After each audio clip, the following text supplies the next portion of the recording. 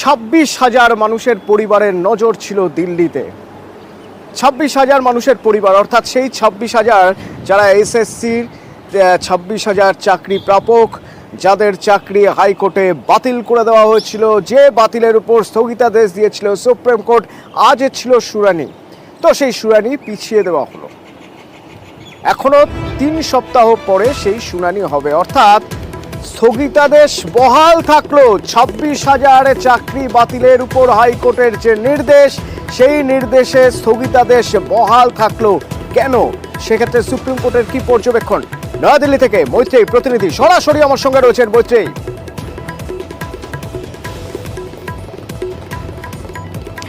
দেখো অতনু, আজকে সুপ্রিম কোর্টের প্রধান বিচারপতি জাস্টিস ডিওয়াই চন্দ্রচূড়ের বেঞ্চে এই মামলার শুনানি হওয়ার কথা ছিল, কিন্তু বেশ কিছু মামলা থাকায় এই মামলাকে পিছিয়ে দেওয়ার সিদ্ধান্ত নেন। কিন্তু পিছিয়ে দেওয়ার সিদ্ধান্ত সঙ্গে সঙ্গে কিন্তু ডিওয়াই চন্দ্রচূড়ের বেঞ্চ মোটামুটিভাবে এই মামলা কোন পথে এগোবে তার একটা গতি প্রকৃতি ঠিক করে দিয়েছেন। কি করেছেন তারা? ডিওয়াই চন্দ্রচূড় প্রধান বিচারপতি তিনি নির্দেশ দিয়েছেন যে বিভিন্ন ভাগকে, অর্থাৎ এই যে এসএলপি ফাইল হয়েছে এবং রিট পিটিশন ফাইল হয়েছে, একাধিক মামলা ফাইল হয়েছে এই হাইকোর্টের নির্দেশের বিরুদ্ধে গিয়ে, ফলে সেই মামলায় বিভিন্ন পার্টিকে আলাদা আলাদা ভাবে ভাগ করে দেওয়া হয়েছে। তাদের সরকার সরকার এসএসসি, তাতে যারা মূল আবেদনকারী ছিলেন তারা যেরকম রয়েছেন, চাকরিহারাদেরকে একটা অংশ দেওয়া হয়েছে এবং এদের প্রত্যেককেই তাদের যে বক্তব্য, অর্থাৎ এসএলপির পরিপ্রেক্ষিতে তাদের যে বক্তব্য, সেটা এফিডেভিট আকারে আগামী 2 সপ্তাহের মধ্যে জানাতে হবে। এবং এই এফিডেভিট আকারে এই বিষয়টা জানানো এবং তার সঙ্গে সঙ্গে গোটা মামলার, অর্থাৎ এই যে এসএসসি নিয়োগ দুর্নীতি নিয়ে যে অভিযোগ এবং তার পরিপ্রেক্ষিতে যে গোটা ঘটনা পরম্পরা হয়েছে তার একটা ডেট কম্পাইলেশন, সেটা করার নির্দেশ দিয়েছেন তিনি। 4 জন অ্যাডভোকেটকে তিনি এই দায়িত্ব দিয়েছেন, যারা নোডাল অফিসার হিসেবে এই গোটা কম্পাইলেশনের কাজটা করবেন। আগামী 2 সপ্তাহের মধ্যে কিন্তু কাউন্টারও, অর্থাৎ যে এসএলপি ফাইল হয়েছে এবং যে রিট পিটিশন ফাইল হয়েছে তার কাউন্টারও দাখিল করতে পারবেন। যারা এই ক্যাটাগরির মধ্যে পড়ছেন না তারা অন্ততপক্ষে 5 পাতার মধ্যে তাদের নিজেদের বক্তব্য এফিডেভিট আকারে সর্বোচ্চ আদালতকে জানাতে পারবেন। 2 সপ্তাহের মধ্যে এই সমস্ত বক্তব্য বয়ান জমা হওয়ার পর 3য় সপ্তাহের প্রথম মঙ্গলবার, অর্থাৎ 6ই আগস্ট এই মামলার শুনানি হবে। ফলে ততদিনে সুপ্রিম কোর্টের কাছে সমস্ত রকমের বক্তব্য থাকবে, অর্থাৎ এই মামলার গতি প্রকৃতি তাদের কাছে থাকবে। তার সঙ্গে সঙ্গে বিভিন্ন পক্ষের যা যা বক্তব্য, সেই বক্তব্যগুলো তাদের সামনে থাকবে। মনে রাখতে হবে যে 7ই মে যখন শেষবারের জন্য এই মামলা যখন গতবার শুনানি হয়েছিল, সেই সময় কিন্তু এই প্রসঙ্গ উঠেছিল যে যোগ্য এবং অযোগ্যদের আলাদা করা হবে কি করে। আজকে যখন পিটিশনারদের তরফ থেকে ফিরদৌস শামীম তিনি যখন সওয়াল করেন, তিনি কিন্তু এই বিষয়টি তোলেন যে এখনো পর্যন্ত এসএসসির তরফ থেকে যোগ্য অযোগ্যদের আলাদা করার বিষয়ে কোনো এফিডেভিট দাখিল করা হয়নি। এমনকি কল্যাণ বন্দ্যোপাধ্যায়, যিনি চাকরিহারাদের তরফ থেকে যিনি আইনজীবী ছিলেন, তিনিও বলেন যে এসএসসির যে অবস্থান রয়েছে সেটা যথেষ্ট বিভ্রান্তিকর, কারণ তারা এক এক সময় তারা এক এক রকম বক্তব্য রাখছেন। ফলে সেই জায়গায় দাঁড়িয়ে যে এসএসসি সঠিক কোন অবস্থানে দাঁড়িয়ে রয়েছেন, যোগ্য অযোগ্যদেরকে কোনোভাবে আলাদা করার কোনো মেকানিজম তারা বের করেছেন কিনা, এই সমস্ত বিষয়টাই কিন্তু অনেকটা পরিষ্কার হয়ে যাবে বলে আশা করা যাচ্ছে।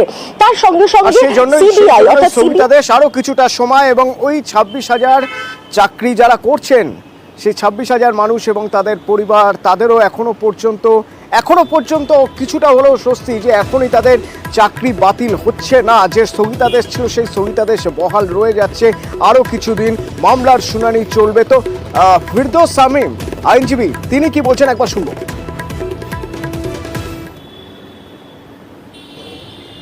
আমি প্রথমেই যেটা আদালতের সামনে তুলে ধরি সেটা হচ্ছে যে স্কুল সার্ভিস কমিশন এখনো পর্যন্ত কোনো সেগ্রিগেশন লিস্ট দিয়ে কোনো এফিডেভিট এখনো পর্যন্ত দেয়নি। কারণ এর আগের দিন যে হিয়ারিং এর সময় যে কথা বারবার উঠে এসেছিল সেটা হচ্ছে segregation possible or not. SSC কোনো এফিডেভিট দেয়নি, এসএসসি আমাদেরকে কোনো তথ্য দেয়নি, সেটা আদালতের সামনে তুলে ধরি। আদালত বক্তব্য শোনার পরে আদালত যেটা বলেন সেটা হচ্ছে আদালত আজকে গাইডলাইন ঠিক করে দিয়েছেন যে আগামী দিনে কিভাবে শুনানি হবে।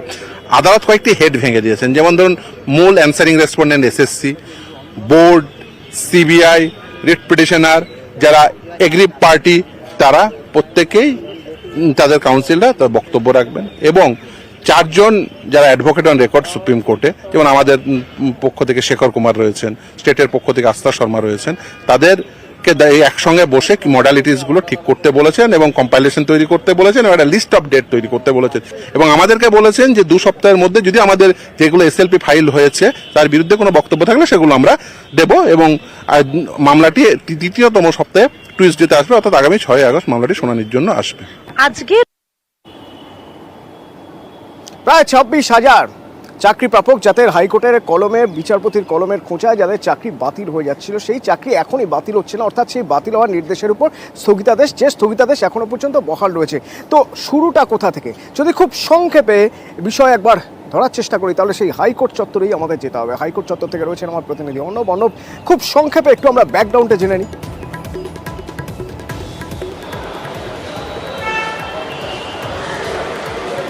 দেখো, ইতিমধ্যে একবার সুপ্রিম কোর্ট এই মামলা ঘুরে এসছে এবং সুপ্রিম কোর্ট থেকে মামলা ফিরে কলকাতা হাইকোর্টে বিশেষ ডিভিশন বেঞ্চ এবং সেক্ষেত্রে এপ্রিল মাসের 22 তারিখে অর্ডার হয় এবং সেখানে এই প্রায় 26,000 চাকরি বাতিলের নির্দেশ দেন বিচারপতি দেবাংশু বসাকের ডিভিশন বেঞ্চ।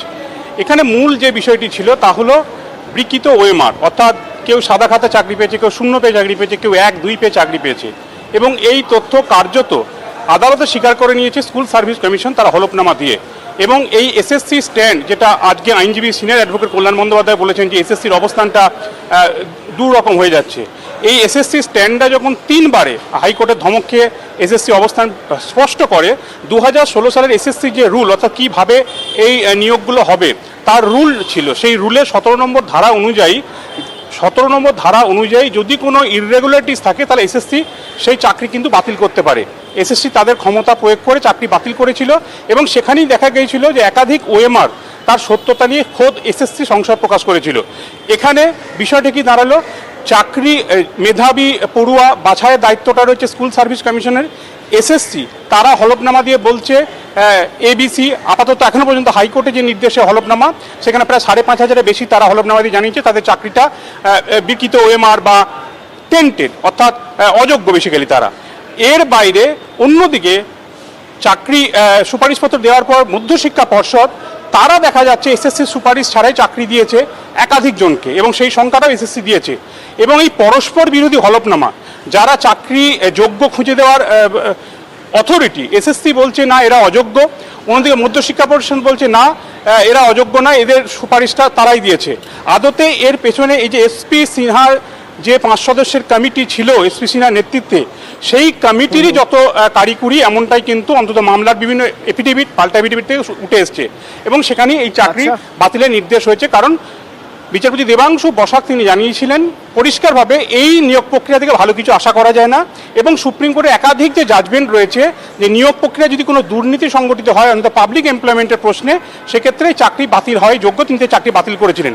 কিন্তু আজকে একটা অত্যন্ত গুরুত্বপূর্ণ দিক রয়েছে সুপ্রিম কোর্টের মামলার প্রেক্ষিতে।